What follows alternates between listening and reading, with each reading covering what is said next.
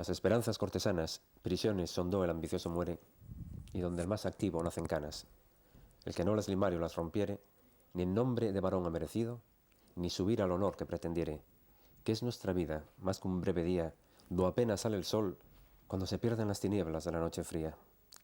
Buenas tardes. Hoy comenzamos un nuevo programa con estas citas magistrales del ex capitán del ejército español, Andrés Fernández de Andrada, en su epístola moral a Fabio. Y el entrevistado que tengo el honor y el placer de tener a mi vera, ya tuve la suerte de entrevistarle en anteriores ocasiones. Basta con decir su nombre para que todo quede dicho, porque si empezara a enumerar todos los méritos y virtudes que concurren en su persona, estaría más de una hora hablando de sus obras maestras a nivel personal y toda su trayectoria biográfica. Solamente puedo decir dos cosas. En primer lugar, que es uno de los 10 asturianos más importantes del siglo XX, y me quedo corto. Y otra, que a medida que cuanto más tiempo pase, más se va agigantando y aumentando su leyenda personal. Y hay una cosa que todos deben de saber, aunque algunos lo olviden, que en parte, por no decir de una manera fundamental, que en España estemos disfrutando de este bonanza de democracia, se debe, en gran parte, a Sabino Fernández Campo. Sabino, buenas tardes. Buenas tardes. Bueno, tengo que empezar por darte las gracias por esa introducción, primero poética tan bonita y después por esos elogios que me estaba poniendo colorado, pero que te agradezco infinito. Son totalmente merecidos. La democracia en España está ligada a nivel de impresión general a tres personas: a Su Majestad el Rey Juan Carlos I, a Adolfo Suárez y sobre todo a Sabino Fernández Campo.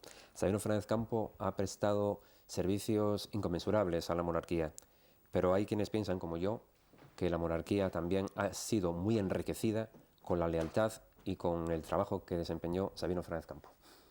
Pues muchas gracias, ¿qué te voy a decir?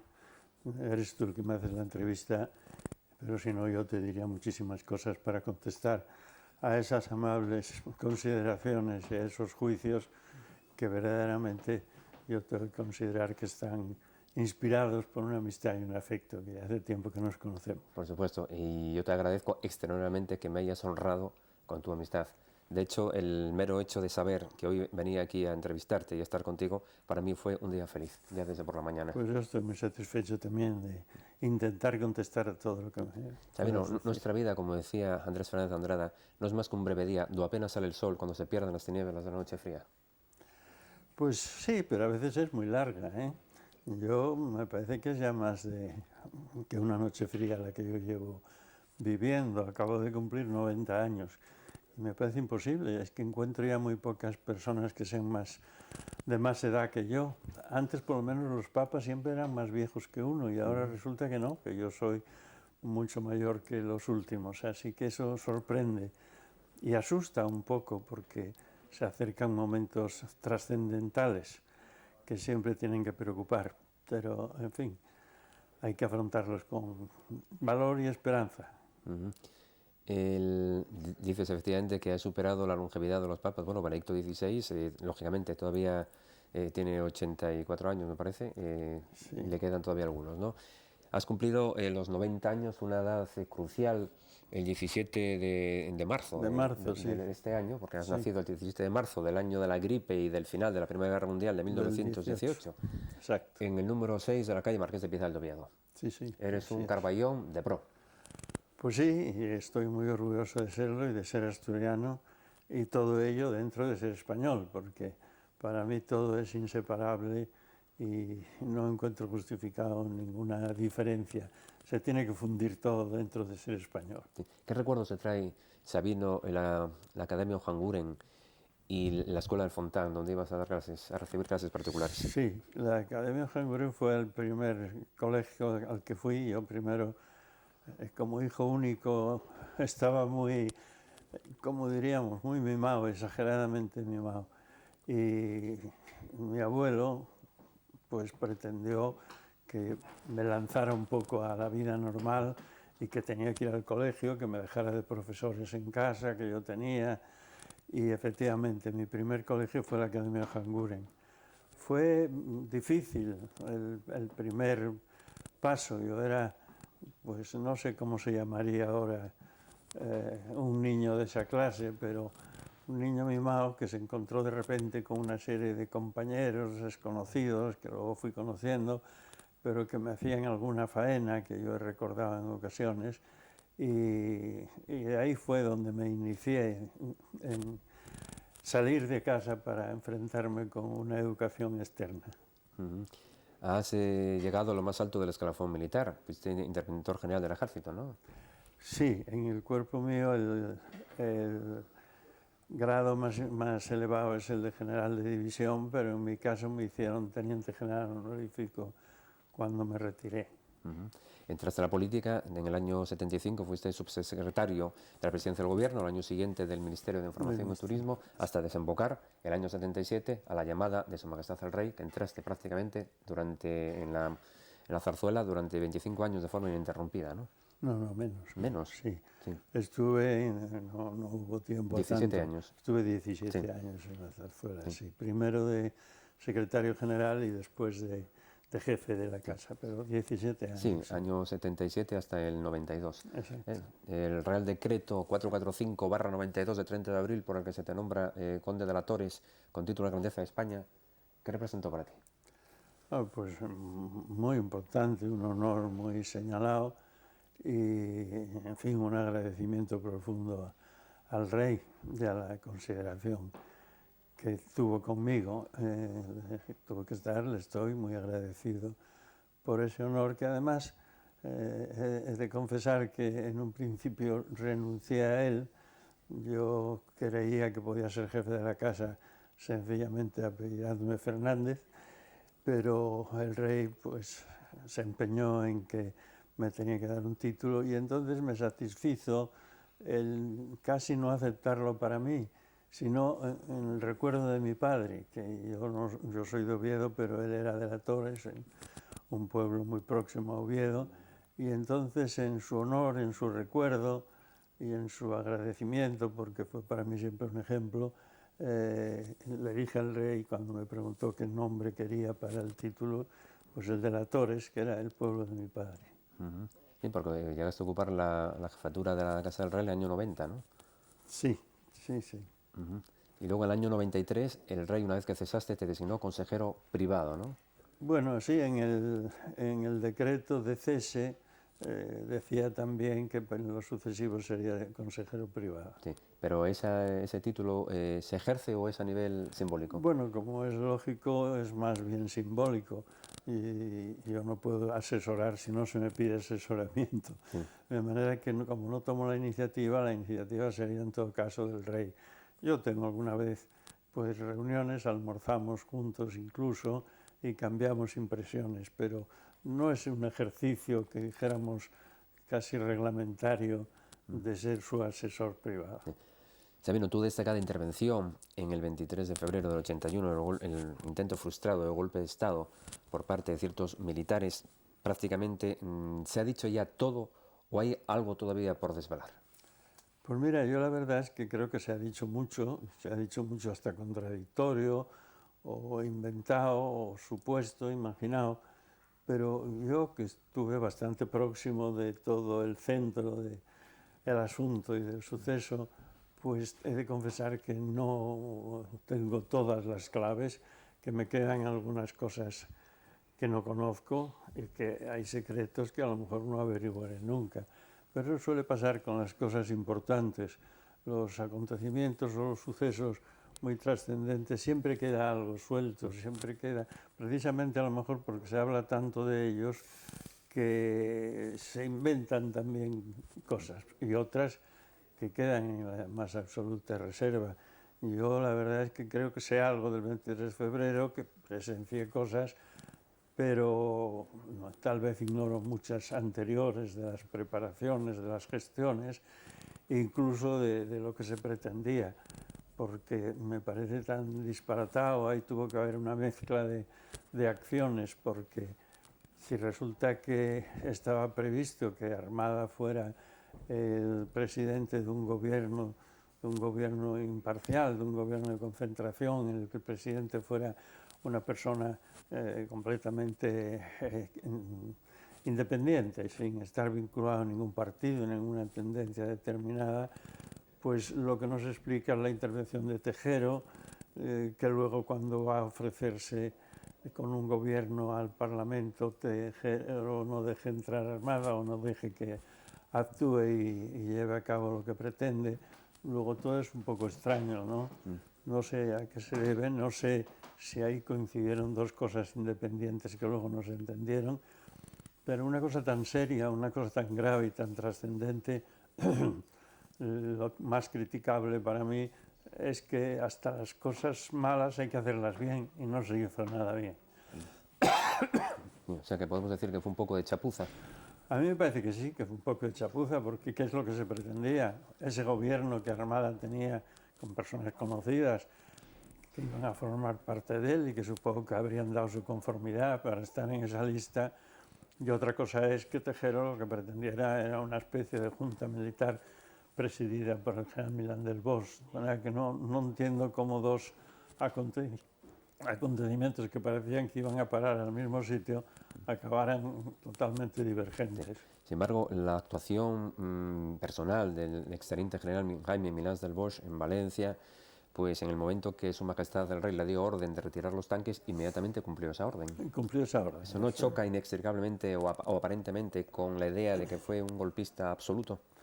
También parece porque si estaba decidido y había tomado una decisión tan grave, tan trascendente y tan peligrosa como la que había o parece que había tomado, el que con una simple indicación del rey de que retire de la calle los carros la cumpla, parece extraño. Y, en fin, por eso digo que aunque del 23 se sabe bastante y se ha escrito mucho, es también mucho lo que se ignora. Sí. ¿Tú has visto después del fracaso del golpe de Estado personalmente a Milán del Bosch o tuviste alguna noticia de él? A Milán del Bosch le vi después del 23F, no. Armada sí.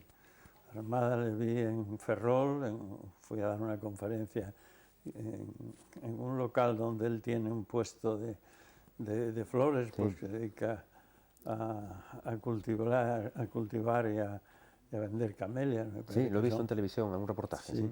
Y le vi, nos saludamos, en fin, habíamos sido íntimos amigos, habíamos estado juntos en la secretaría de varios ministros del ejército y nuestra amistad era entrañable y el compañerismo, eso nunca se rompe. Yo sentí mucho su situación y de todas maneras la relación se enfrió, lo que lógicamente tenía que enfriarse.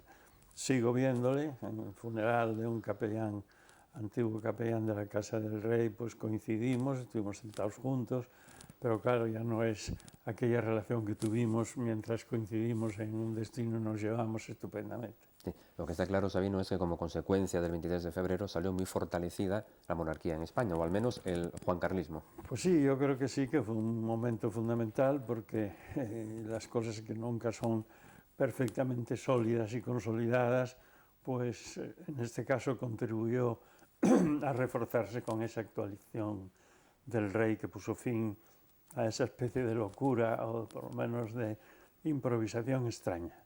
¿Estaba justificada la situación socioeconómica de entonces?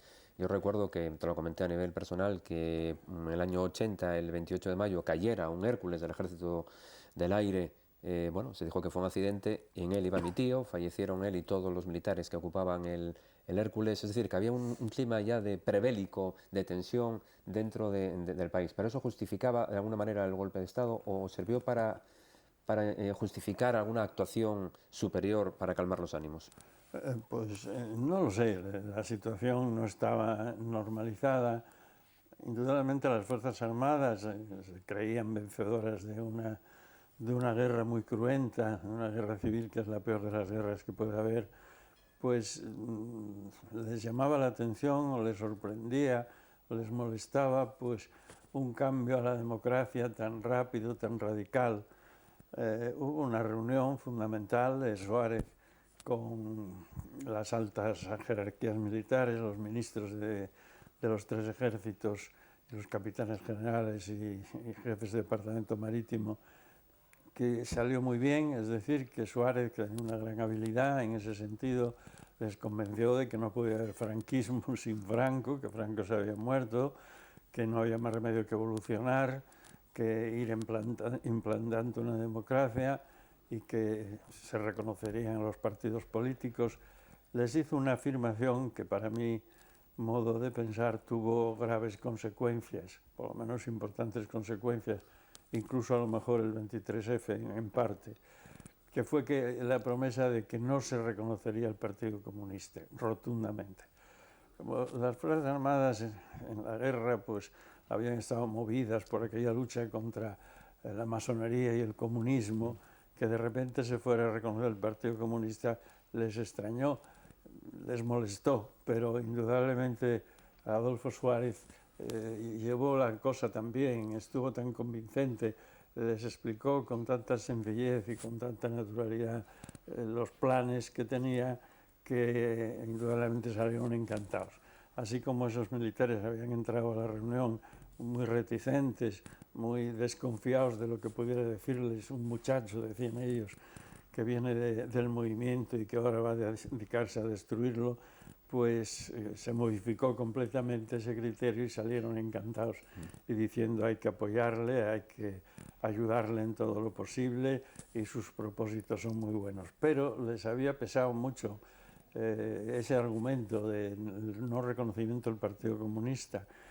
Entonces, incluso después de esa reunión, las autoridades que habían estado reunidos con el presidente dirigieron escritos destinados a las fuerzas respectivas a sus órdenes, recalcándoles mucho ese no reconocimiento.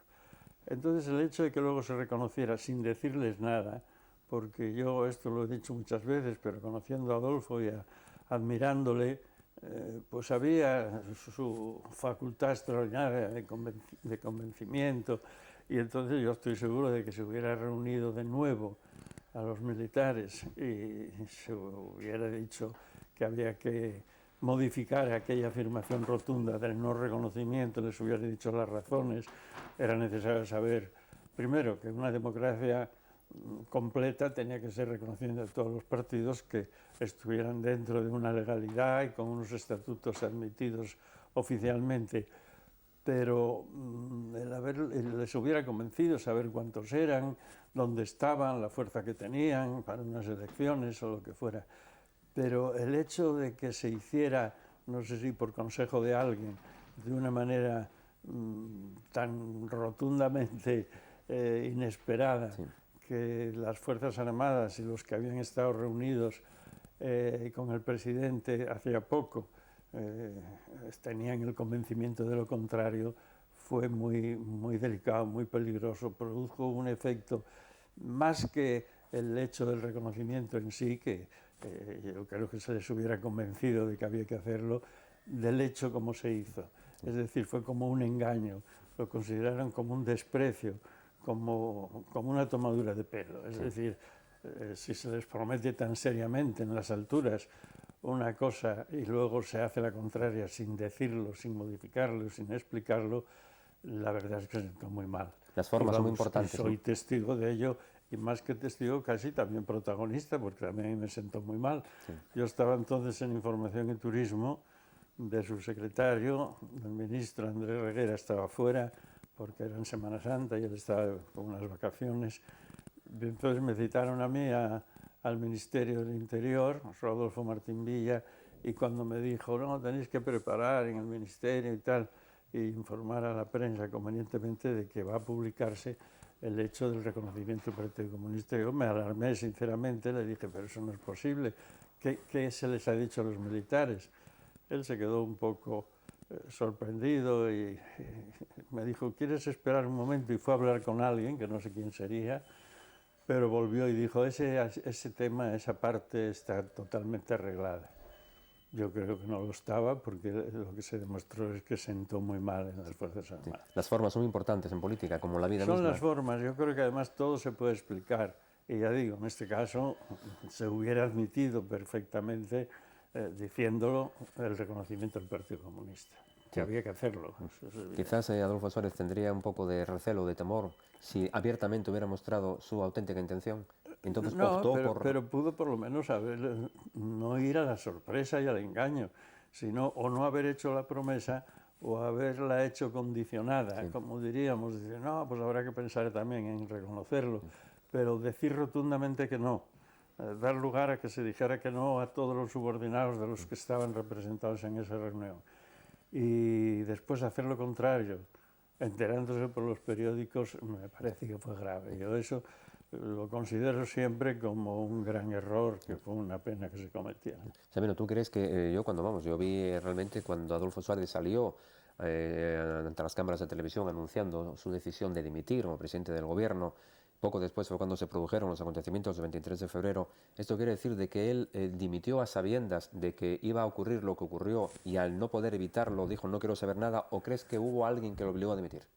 No, yo la verdad es que soy un poco testigo excepcional de eso, porque y además lo puedo contar y lo debo contar porque el propio Adolfo, al que yo tanto admiré y ahora quiero y lamento la situación en que se encuentra, me dijo que lo contara siempre que tuviera ocasión. Entonces el día que tenía el despacho con el rey, me llamó por teléfono antes a Zarzuela. El rey estaba en Palacio Real con audiencias militares y Adolfo me dijo, mira, voy a despachar con el rey, solía almorzar con el rey y después despachaban, y antes quiero verte a ti, quiero comentarte unas cosas y tal. Y bueno, pues bien, y se presentó allí media hora antes, no estaba el rey todavía, y me dijo, vengo a dimitir. Claro, me sorprendió extraordinariamente, yo esto lo he contado alguna vez, pero la sorpresa fue muy grande porque incluso él había hablado de que iba a estar hasta el año 2000 no sé qué, y eso de que de repente tomara la decisión de abandonar el gobierno, pero dije, ¿por qué? Yo no lo comprendo. Y entonces me dio unas razones que son las que me dijo que yo pudiera repetir, y que repitiera además que había ido él a dimitir, no que le habían echado, que él no le echaba a nadie, tenía mucho amor propio en eso. Me dijo, vengo a dimitir. ¿Pero cómo? Pues sí, mira, primero, porque la oposición es cada vez más dura. Segundo, porque dentro del partido tengo cada vez más, si no adversarios, gente que discute mi liderazgo, por decirse así, que se cree superior a mí en conocimientos, en formación, etc. Y tercero, porque las Fuerzas Armadas no me perdonan. Creo que las Fuerzas Armadas las tengo totalmente enfrente. No me dijo precisamente que era por lo del reconocimiento del Partido Comunista, sino me lo dijo así muy en general. Y finalmente me dijo porque creo que he perdido la confianza del rey. Claro, yo le llevé la contraria, le dije que no, que sobre todo de la confianza del rey yo podía ser testigo pues muy directo de que no era así. Y cuando estábamos en esto, y yo, con una gran sorpresa, avisaron, ya han llegado los reyes y que suba el presidente a almorzar. Le acompañé, el rey debió notarme una cara rara, me preguntó, ¿pasa algo? Se quedó hacia atrás, dije, no, ya lo verán. Yo no me iba a poner a explicarlo entonces, estando Adolfo allí. Después la reina, que también se quedó atrás, me dijo, ¿ha habido algo? Bueno, ahora mismo lo van a ver. Y no lo vieron, yo me quedé a comer allí, me quedé a almorzar en Zarzuela porque sabía que algo iba a pasar, pero durante el almuerzo no hablaron para nada de eso. Al pasar después a tomar café al despacho y despachar, porque era donde trataban los asuntos de gobierno, pues fue cuando se lo dijo a Adolfo al rey, que quería marcharse. Entonces llamó el rey y me preguntó, oye, este se va, ¿qué tengo que hacer ahora? Y tal. Claro, a él le extrañó un poco, noté, y luego me lo dijo, que parece que el rey como si lo esperase, o como si por lo menos no hubiera hecho ningún intento de conservarle y decirle, piénsalo, quédate, y así se desarrollaron las cosas. Es decir, que él se marchó, precisamente al marcharse me dijo, ¿ves cómo ha habido una frialdad? Dijo, no es frialdad, es que le has dejado de lado, porque no podía contar de ninguna manera con esto. Y luego cuando ya salía por la puerta del despacho del rey, el rey le dijo, pero te voy a dar un título y tal, cosa que tampoco le gustó a Adolfo, parecía que era como así un regalo final Sí. de consolación, ¿no? Así que eso se desarrolló de esa manera y no creo que, aunque Adolfo en su dimisión por televisión al explicarla dijera que quería evitar que la democracia que se había empezado a instaurar se pudiera interrumpir, no creo que se dirigiera directamente a las Fuerzas Armadas, pero lo que sí me consta es que él sabía que lo que había hecho con la forma de reconocer el Partido Comunista le había granjeado la gran enemistad de las Fuerzas Sí. Armadas. Granjeó la enemistad de las Fuerzas Armadas, también un poco la frialdad expectante de su majestad el rey hacia él. Desde entonces podemos decir que esa gran relación de amistad que tenían ambas personas fue decreciendo paulatinamente. Bueno, claro, al dejar de ser presidente la relación era mucho menor. El rey estaba sorprendido por la dimisión, pero el dimisionario, Adolfo, sorprendido porque el rey quizá no hizo ningún esfuerzo por disuadirle, por dejarle que meditara sobre su decisión para que pudiera continuar, etc. Ahí hubo una falta de entendimiento que evidentemente se puso de manifiesto. Sí. Sin embargo, dimitió como presidente del gobierno y luego después formó un partido, el Centro Democrático y Social, para intentar volver otra vez a la Moncloa. Sí. Es un poco raro eso. Bueno, él era un político, que lo que pasa es que había habido esa incidencia que es grave para mí. Y fue una pena porque yo, ya lo repito, tengo la absoluta seguridad de que si Adolfo reúne de nuevo a los que había reunido para decirles que no lo reconocería al Partido Comunista y les da razones para explicarles que sí, lo admiten, pero a ojos cerrados. Sí, porque tenía auténtico carisma, ¿no? Por entonces. Sí, lo admiten y además era justificado que el Partido Comunista tenía que ser algo que no estuviera en la clandestinidad, que se supiera quiénes eran y cuántos eran, como digo, la fuerza que tenían y no seguir con un carrillo, con una peluca por ahí escondida. Sí. Luego se dio la paradójica circunstancia de cuando entró Tejero y sus adláteres en el interior del Congreso, pues las únicas personas que aguantaron el tipo, que mostraron una dignidad como personas ante un evento exterior, fueron precisamente Adolfo Suárez y el secretario general del Partido Comunista de España, Santiago Carrillo. Santiago Carrillo, bueno, también Gutiérrez Mellado. Por supuesto. Que Gutiérrez Mellado se sintió militar, se sintió con la necesidad de mostrar un valor que efectivamente puso de manifiesto. Pero yo me temo que alguien dio el consejo a Suárez de que el reconocimiento tenía que hacerse por sorpresa, porque si no podía haberse producido pues, algún movimiento, alguna manifestación de rechazo. Podemos decir que él jugó la baza por España, hacía ese reconocimiento a nivel internacional, incluso sabiendo que arriesgaba su pellejo político. Yo creo que lo jugó y la psicología del general Gutiérrez Mellado, a quien yo quise y admiré mucho, era muy especial porque no había hecho la guerra de la misma forma que sus compañeros. Y entonces, pues claro, aunque había realizado una importante labor dentro de la cosa de tipo espionaje, tipo secreto, acciones secretas, no es lo mismo que el señor que gana una laureada o gana una medalla militar o tiene una acción brillante en la guerra. Y yo creo que él temía que si se advertía a los militares de que lo que se había dicho no se iba a llevar a cabo, pues hubiera originado algún conflicto. Yo francamente creo que no, que si Adolfo, con sus facultades explicativas, que lo hacía muy bien, convence que hay que reconocer al Partido Comunista. Sí.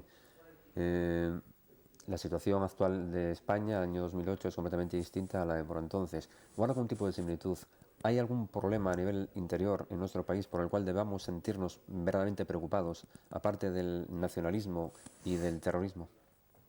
Bien, yo siempre digo que, hace poco lo repetí, que la transición fue para mí una cosa ejemplar. La verdad se realizó, hay que tener en cuenta lo que fueron, pues después de 3 años de guerra, de 40 años de un régimen muy especial derivado de la guerra, con el generalísimo como dictador.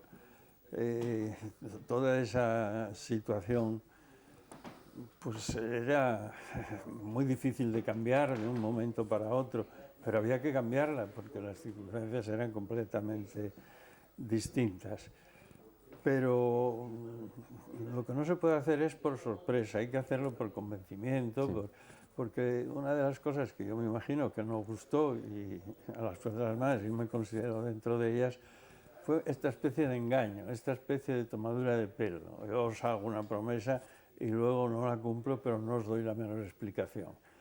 Fue la forma de hacerlo, no el hecho de haberlo reconocido.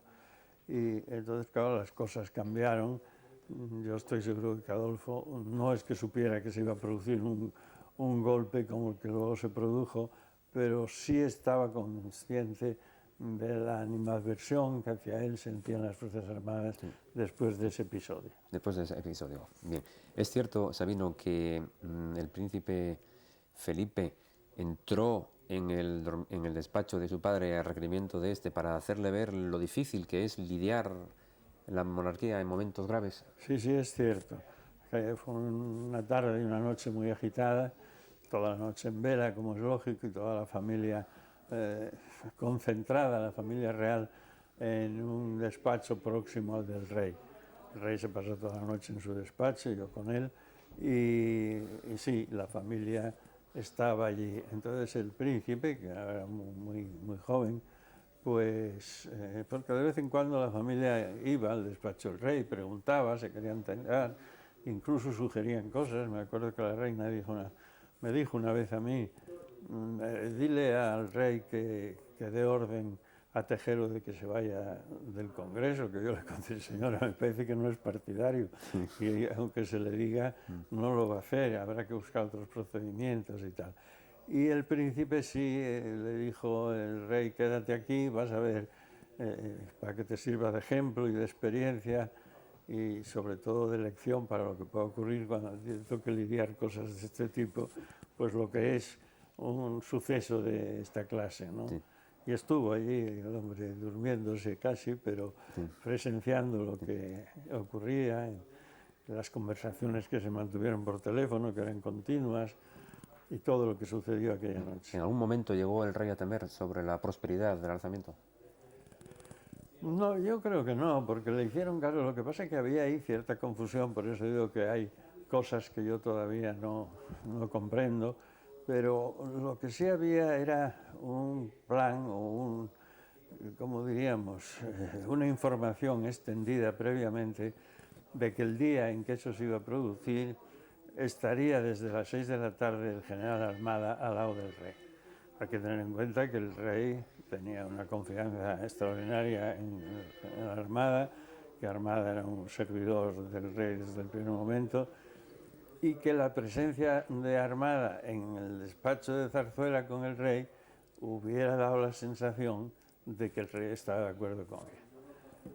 Por eso, la verdad es que Armada insistió mucho en estar en Zarzuela, insistió en el sentido de que quería explicar la verdad de lo que estaba pasando, que allí no nos estábamos enterando, que el ejército en todas las plazas de España estaba muy excitado y que se iba a producir una cosa muy generalizada, que los diputados que estaban en el Congreso estaban corriendo un gran riesgo, que se podía producir cualquier tragedia.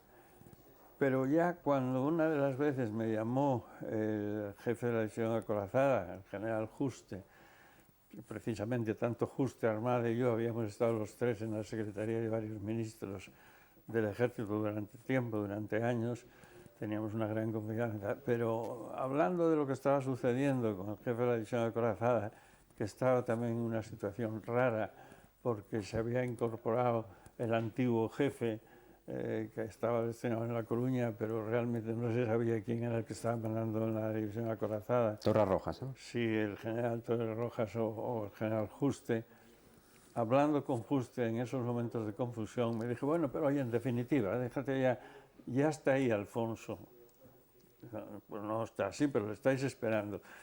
Fue cuando yo dije, no está ni se le espera, pero sobre todo descubrí de que esa presencia significaba algo, ¿no?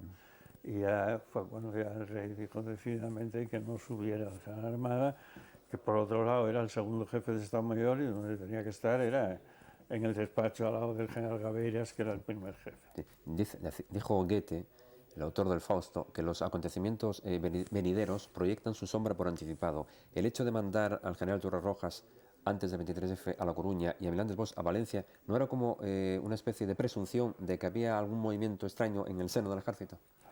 Puede ser. Lo que es más extraño todavía es que el general Torres, destinado en La Coruña y que no tenía nada ya que ver con la división de Corazada, que había mandado que se trasladara a Madrid esa tarde o esa noche y se hiciera cargo, porque el que estaba despistado era el pobre Juste, que no sabía si mandaba o no mandaba, y la gente le hacía más caso a Torres. El general Pardo Zancada salió para el Congreso, etc., ¿no?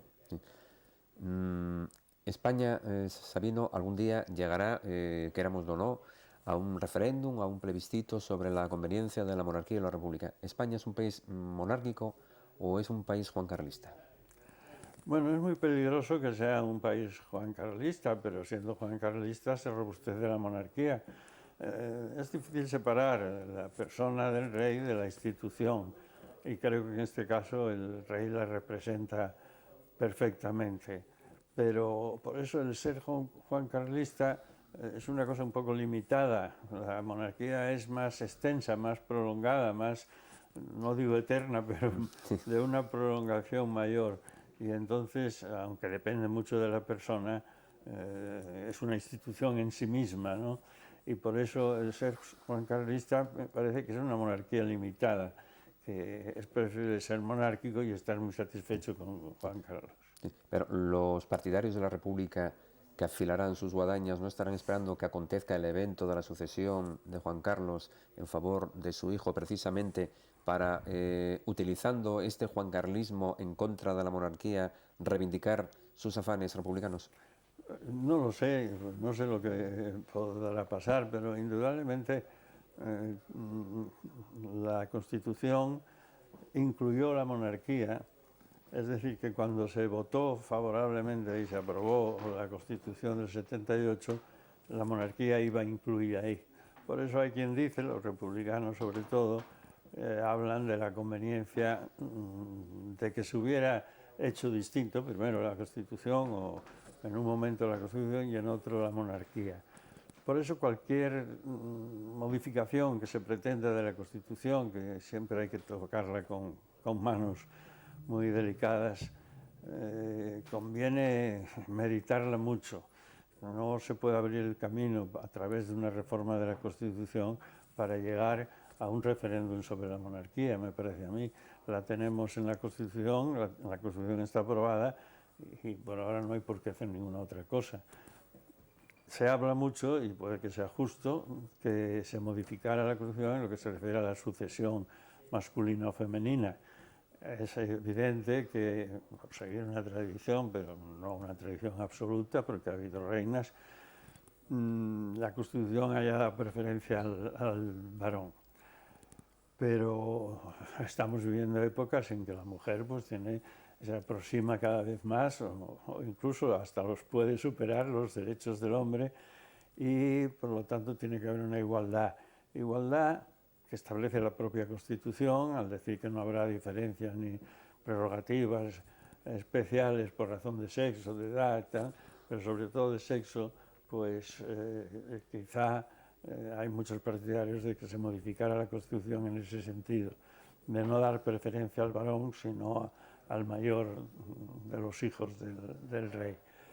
Pero a mí eso me ofrece cierta dificultad, cierto peligro, cierto riesgo de que en estos tiempos pues se dijera, bueno, pero ya que se va a tocar la Constitución, vamos a reforzar la monarquía, fundando el razonamiento en reforzarla, celebrando un referéndum en cuanto a si monarquía sí o monarquía no.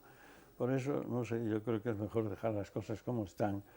O lo de el varón y la hembra, pues meditarlo mucho, de forma que si se hace, quede subordinado a eso exclusivamente y no llevar adelante más cosas. Sí. El referéndum que a todas luces el gobierno vasco quiere llevar a efecto en contra de la normalidad democrática, ¿eso puede suponer algún tipo de peligro o de desestabilización para la democracia en España? ¿O es un incidente parcial nada más? Es un incidente pero importante. Yo ya decía antes que la forma en que se llevó a cabo la transición pues es muy de admirar, porque todo el mundo fue consciente de que había que renunciar a una parte de sus ideas, de sus sentimientos, de sus propósitos, para acomodarse a los demás y llegar a un convenio, a un consenso que dio buenos resultados. Pero una de las cosas que a mí me ofrece cierto riesgo de la Constitución es el tema de las autonomías. Se hizo por respetar unos derechos antiguos de Cataluña y del País Vasco, pero aquel café para todos, de extenderlo a España entera, yo creo que ofrece cierto riesgo. Lo estamos viendo ahora sencillamente con los estatutos y los presupuestos. Que cada autonomía quiere más que las demás. El café quieren que sea distinto. Unos quieren más café, otros menos café. Yo creo que de ahí pueden salir pues, estos movimientos, o están saliendo estos movimientos independentistas, estos movimientos separatistas, que en algunos casos pues, apoyados en un terrorismo que es una de nuestras plagas y uno de nuestros grandes dolores actuales. ¿Está en peligro la unidad de España, Sabino? Yo creo que España es mucha España para que pueda peligrar, pero hay que tener cuidado. Es decir, que creo que no hay que llegar a extremos en que se llegue pues eso, a celebrar un referéndum en el País Vasco para ver si se le da la independencia o no. Vamos, creo que eso es insostenible. Han costado muchos años la unidad de España para que ahora nos disgreguemos. Además, no somos un país tan grande como para tener regiones independientes, sino que precisamente lo que debe haber es una unión entre todas ellas y debe haber alguien, el gobierno central, que dirija esas relaciones para que ninguno sea más que otro, para que los fondos se reparten como se repartieron siempre, sin que ahora haya unas apetencias especiales de cada autonomía. Sí. Cuantas más naciones haya dentro de una nación, ¿no corre más en peligro la estabilidad de esa nación precisamente? Yo creo que sí, porque realmente el mundo tiende a lo contrario, a una globalización. Cada vez hay que estar más unidos, ser más grandes, ser más poderosos para poder defenderse ayudándose unas regiones a otras, porque además en las regiones pues tienen distinta riqueza, distintas características y hay que compensar unas con otras. El encerrarse, aislándose cada uno de los demás, me parece que es funesto. Yo creo que es tan grave que no llegará nunca a producirse. Sí. 23 de marzo del 2007, homenaje multitudinario con asistencia de más de 700 personas a Sabino Fernández Campo. Entre otras cosas, dijiste que recordabas muy bien los momentos de la democracia, ejemplo de unión y de consenso. Recibiste un telegrama de Su Majestad el Rey poniendo de manifiesto, ponderando la lealtad absoluta de un buen militar. Sí, ¿de qué fecha? 23 de marzo de 2007. 23 de marzo, sí, porque es que el 17 de marzo, que fue mi cumpleaños, sí, pero de este año, asistió el rey, hizo ese gran honor y esa gran sorpresa. En el otro homenaje, que fue iniciativa de muchas personas, no sé si eso... Pues ese otro homenaje al rey no me mandó un telegrama, me mandó una carta bastante extensa que yo leí allí, muy cariñosa y que le agradecí extraordinariamente. Sí, de su puño y letra. Sí, sí. Sí. Poniendo de manifiesto la lealtad absoluta de un buen militar, ¿no? Sí, sí, sí, sí, muy satisfecho, sí. Sí. Sabino, ¿qué recuerdas de cuando fuiste presidente del Juvencia? Pues muy agradable. Yo en Trubia estuve muy feliz. Y el ser presidente del Juvencia era muy agradable, además jugadores muy buenos que yo recuerdo y aquellas juntas que teníamos para tratar de los temas del Juvencia eran agradabilísimas, así que muy bien. Sí. Tengo grandes recuerdos. Grandes recuerdos. Y también fuiste coronel de la fábrica de Trubia, indudablemente. Sí, no, yo allí fui comandante. Estuve casi todo el empleo de comandante estuve en la fábrica de Trubia. Me parece que esto está... Sí. Sabino, ¿te acuerdas de una señora que se llama Carmina la Pucherera? ¿Carmina? La Pucherera. Sí, y la vi hace muy poco. Era lo que te quería preguntar. ¿La has visto recientemente? Pues muy recientemente. ¿Trabajó en tu casa? ¿Te hacía sí, labores de...? Era costurera y Carmina. Sí, sí, claro que la recuerdo muchísimo. Estuvo todo el tiempo con nosotros mientras estuve destinado allí. Y luego la vi en un funeral, un entierro de una hija mía, que casi no la reconocía, ha engordado bastante. Sí. Y ahora la vi en algún acto reciente, no puedo recordar dónde fue, pero sí que la vi, sí. Hace, pero muy poco. Sí. Sabino, cuando el hombre se aleja de Dios, en el fondo se aleja también de los hombres.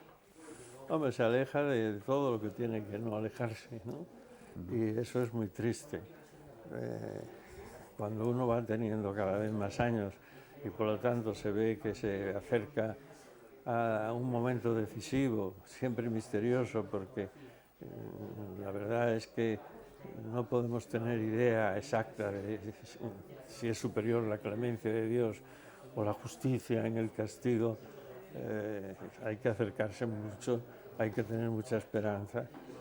Y yo pues siempre creo que el estar seguro de que todo va a ir bien es casi pecado, porque es el presumir de que uno es bueno, de que se ha portado siempre bien.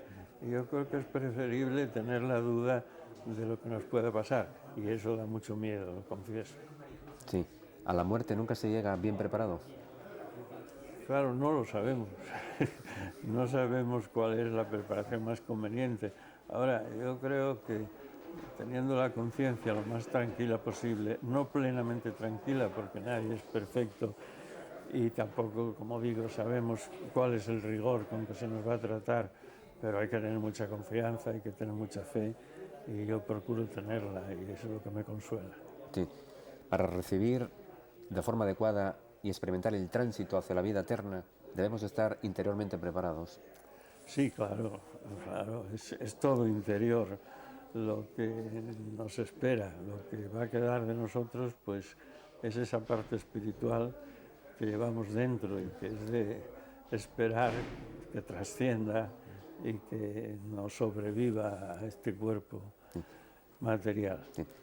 Dijo San Francisco de Sales que la muerte es terrible, pero cuán apetecible es la vida del otro mundo a la que Dios nos llama. La fe es fundamental para afrontar verdaderamente con pasión y con conocimiento ese tránsito hacia otra vida. ¿Hay otra vida más allá de esta vida, Sabino? Yo creo que es que tiene que haberla.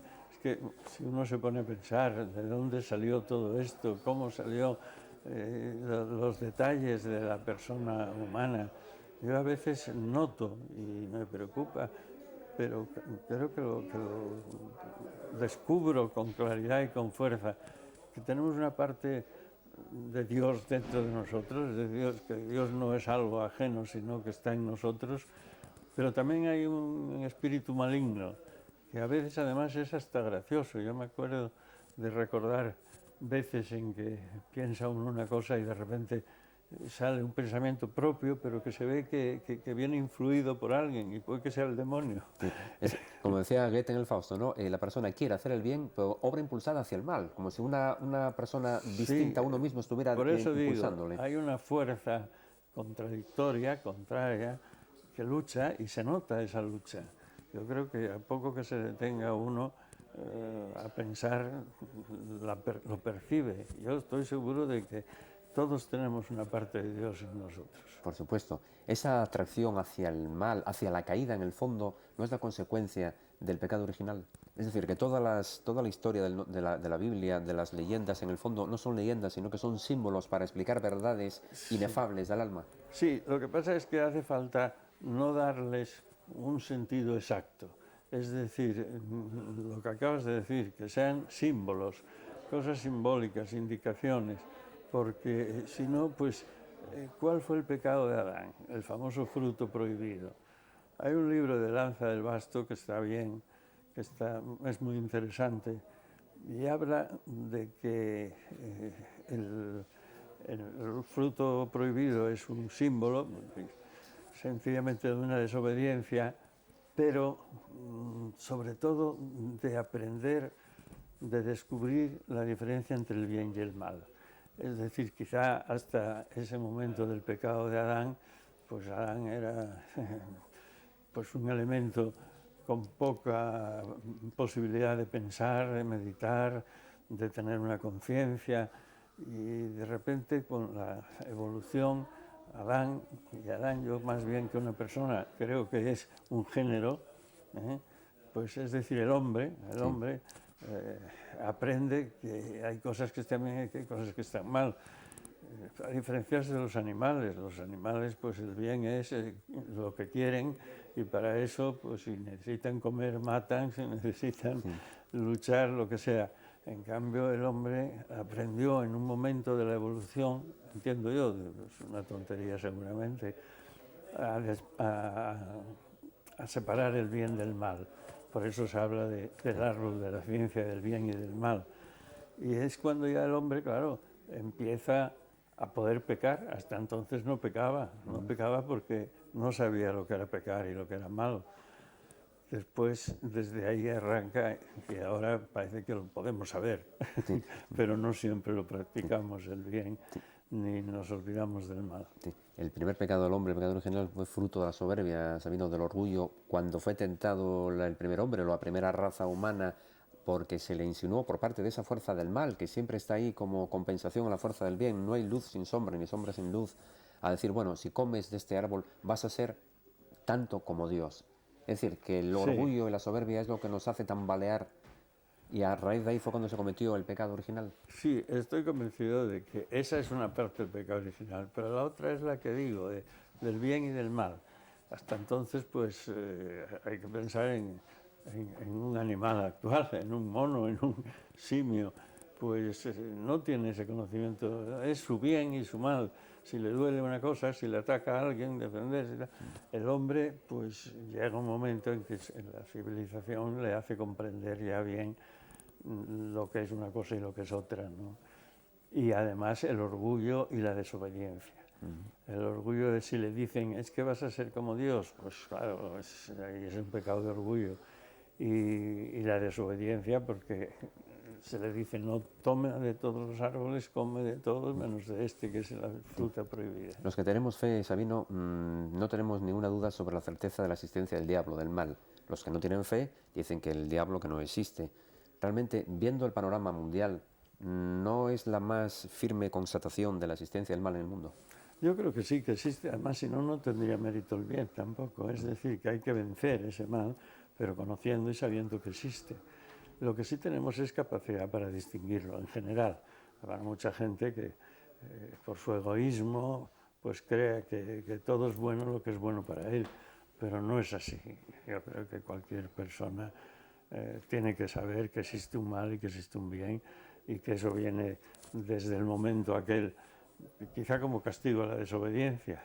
Al cumplir los 80 años, o dijiste que al cumplir los 80 años, que veías que el mundo era completamente distinto y que veías en ti mismo o notabas como un desdoblamiento de la personalidad.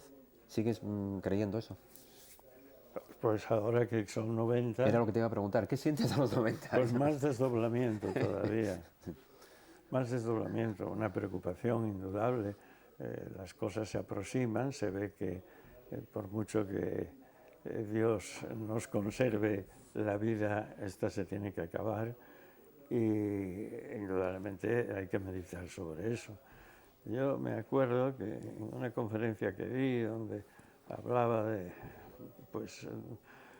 los misterios del espíritu y del cuerpo y de la relación de una cosa y otra, la presidía nada menos que Ochoa, Severo Ochoa, premio Nobel, y al final me dijo, la presidía él porque era un ingreso en la Academia de Medicina, cosa muy extraña, pero que soy académico honorario de Medicina de Asturias y León, y al final me dijo, todo lo que has dicho sí estará muy bien, pero mira, después de esta vida nada. Me impresionó mucho.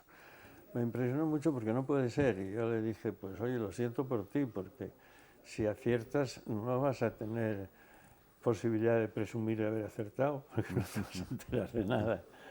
Pero a veces sí me hace pensar, esa afirmación de una persona tan importante, que muchas veces, si al hombre le dieran a elegir entre una posibilidad de gloria o de condena o una nada, puede que eligiera la nada, ¿no? Sí. Sin embargo, yo observo, Sabino, que las personas que dicen que no creen en Dios empiezan a creer en cualquier cosa. Bueno, en algo hay que creer, y por lo tanto así es. Se siente uno muy huérfano si no cree en nada y hay que creer. para bien o para mal. Ya digo, a mí me impresionó mucho porque me da la sensación de que tener la seguridad o la gran probabilidad de que uno va a tener otra vida mejor, que va a ser feliz, que se le va a perdonar todo, y eso pues no deja de ser una especie de presunción, de orgullo, y ese orgullo es ya pecado en sí mismo. Así que, no sé, a veces si se le da a uno a elegir entre la nada y la gloria, pues siendo inseguras las dos, no sé por cuál hay que inclinarse, pero yo le tengo miedo a la nada. Sabino, dijo Jean de la Bruyère, el famoso escritor, autor de los caracteres, que realmente el poder a la persona eminente la hace más eminente y a la persona vil la hace más vil todavía. ¿Estás de acuerdo con esa apreciación?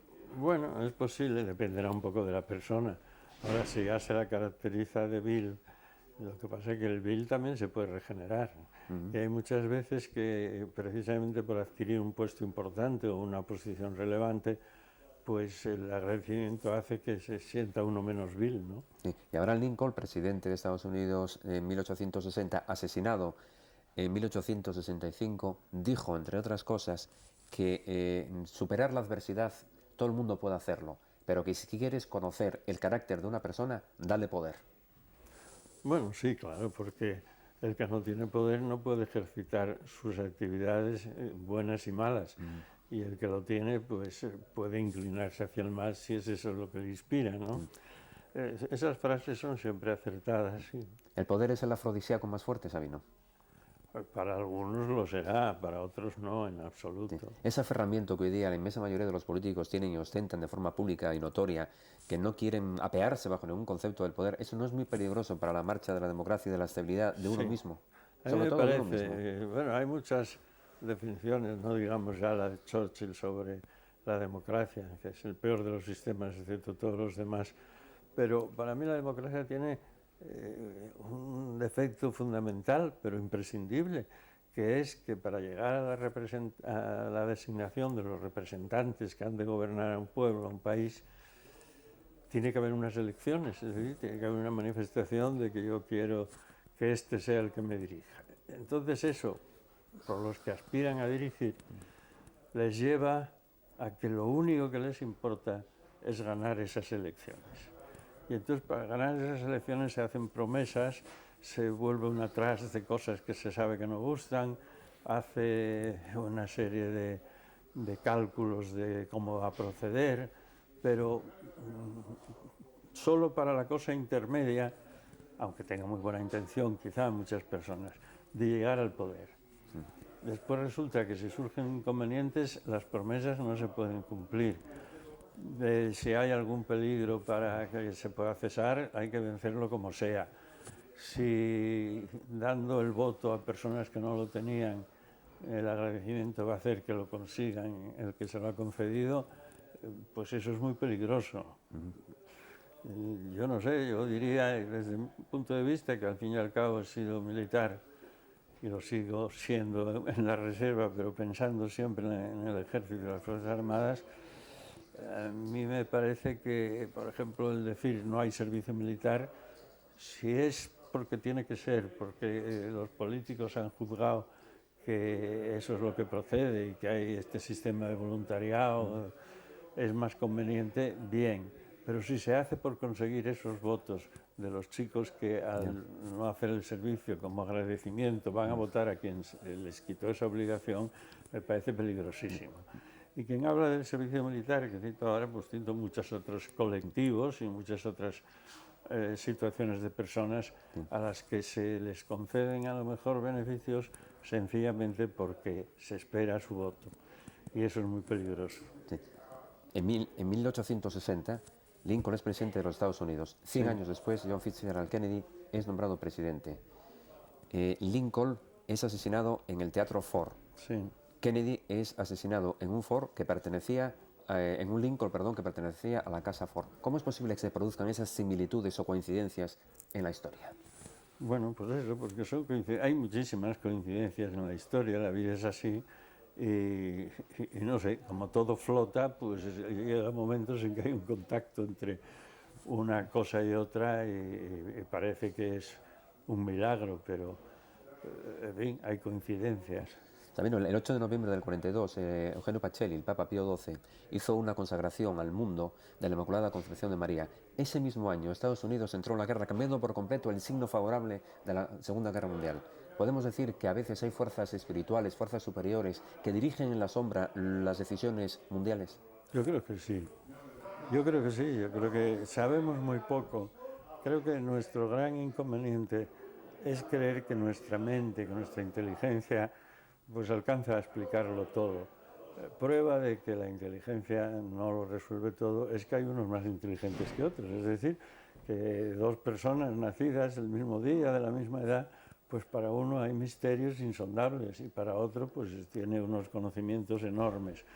La inteligencia es muy distinta. Yo siempre, y con esto podríamos terminar, porque recuerdo, y lo decía yo en aquella conferencia donde se me dijo que después nada, recuerdo que después de una partida de tenis que yo jugaba sentado a la orilla de la pista descansando en un banco, pues vi que había una procesión de hormigas, ¿no? Una procesión de hormigas sobre la línea blanca de fondo de la pista. Y pues parecía como, yo no digo que tuvieran inteligencia, pero tienen algo, porque se hablaban o se unían, se comunicaban de alguna manera, se detenían, se paraban, llevaban una paja entre dos, en fin, había algo ahí que indicaba, pues, vamos a decir, no una inteligencia, pero algo, un instinto. Bueno, pero cuando yo veía que atravesaban la raya blanca del final de la pista de tenis, decía yo, una cosa tan sencilla para nosotros, como es que esta pelota es out, que esta pelota es mala, que si entra dentro tal, que si toca la raya, pues puede ser un tanto. ¿Cómo estos que están pasando por encima, estos bichos, estas hormigas, qué pueden pensar de esa línea? Bueno, pues nosotros a lo mejor estamos un poco como esas hormigas, pasando sobre algo, viviendo sobre algo que no logramos entender y que creemos que nuestra mente puede alcanzarlo todo. Sí. Pues no, creo que verdaderamente ignoramos mucho y que nuestra mente no es perfecta ni completa. Tenemos que ser más humildes, mirar más hacia adentro. Ser más humildes, pensar más en que no sabemos, no en que lo dominamos todo, sino que ignoramos muchísimas cosas. Sí. Cuando amamos a Dios por encima de todas las cosas, ¿Dios llega a ser nuestro amigo leal, incondicionado? Yo espero que sí. La amistad, en ese caso, ya que es más que amistad, pero evidentemente la relación con Dios es inevitable, es imprescindible y es lo único consolador que podemos tener en la vida. Y por último, Sabino, cuando poco antes de morir se le encontró a Santa Teresa de Jesús una nota autógrafa de ella en el breviario que decía, casi especialmente pensada en Sabino y en todas aquellas personas que tenemos fe y que andamos buscando el sentido luminoso y trascendente y divino de la existencia, nada te turbe, nada te espante, solo Dios basta. Solo Dios basta, Sabino. Yo creo que sí, que en definitiva sí, pero basta sabiendo servirle, sabiendo interpretarle y sabiendo lo que hay que hacer para ganar esa amistad, que es la mejor amistad y que es la única amistad que en definitiva nos va a servir para algo. Sí. Sabino, tienes las cámaras de Tel Avilés para decir lo que estimes oportuno y menester, esa palabra que tanto te gusta a ti como buen literato y que eres lo que quieras.